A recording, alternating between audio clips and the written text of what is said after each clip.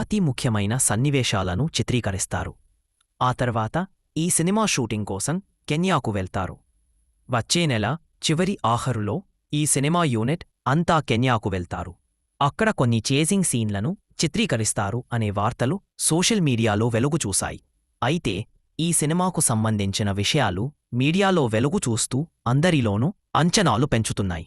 Durga arts బ్యానర్పై రూపొందుతున్న ఈ సినిమాను సుమారుగా 1000 కోట్ల రూపాయలతో నిర్మిస్తున్నారు.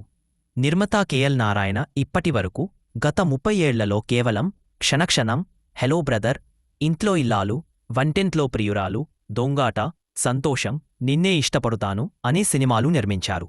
2003 తర్వాత ఆయన మహేష్, రాజమౌళితో కలిసి సినిమాను భారీగా రూపొందుతున్నారు.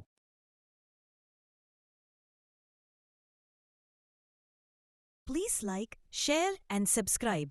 పూర్తి వార్తలు కోసం కింద ఉన్న లింక్ని ప్రెస్ చేసి వినండి.